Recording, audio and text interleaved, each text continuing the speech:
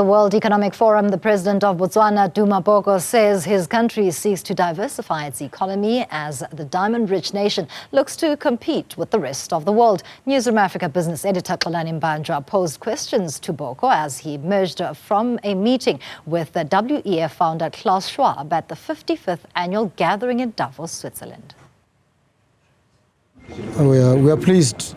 We've been able to have bilateral meetings with President Ramaphosa. We've met the King of Lesotho. I've met the President of Singapore.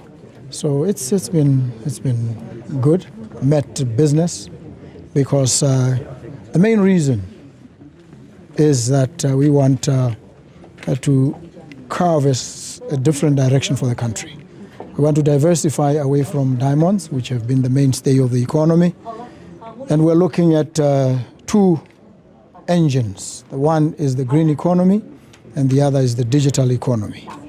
We're looking at climate-smart agriculture, precision farming powered by AI. We want to also deploy AI, blockchain, quantum computing in the areas of education and health, in agriculture as well, to do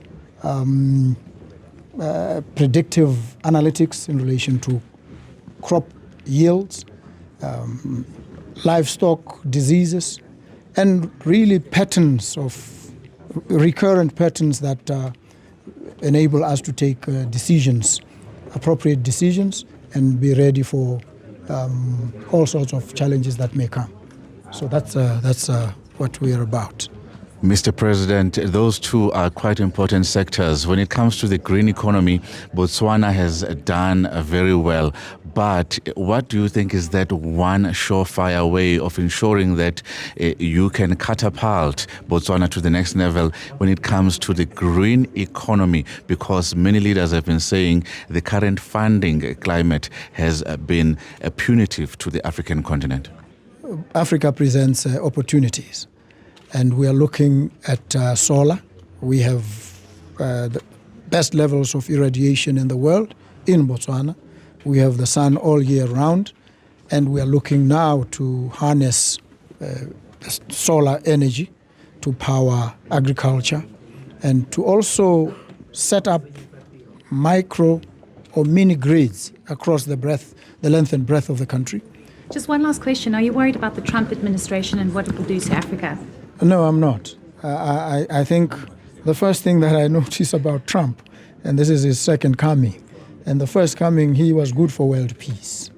So in the first instance, I think he will still be good for world peace. So we've seen the cessation of hostilities at least the belligerent hostilities in Gaza. We expect, and reasonably, to see an end to the war in Ukraine on whatever terms. And then what we also know is that in the politics of the world, outside the United States, Trump has been a very positive, strangely, if one may say, influence. And we're happy about that. In relation to the domestic issues of the United States, he has his own approach. But he also brings another dimension, which is robust diplomacy. He calls it as he sees it, or he feels. And that sometimes is what world politics and world diplomacy needs. We flatter each other too much. And we flatter and deceive both ourselves and the ones that we are praising unduly. And so maybe if we could learn anything from his approach at all, is that sometimes robust diplomacy is needed. And I'm sure he made a call to somebody in relation to the situation in Gaza. He must have made a call, and he would have been firm in making that call, and I think it worked. So there's a lot that we can learn and appreciate. Before we let you go, not even 100 days in office, how does it feel to be here as the head of state? Well, it's good. It enables me to bring Botswana to the world and try and bring investors to Botswana and to assist in powering the economy and growing our GDP for inclusive growth, sustainable development.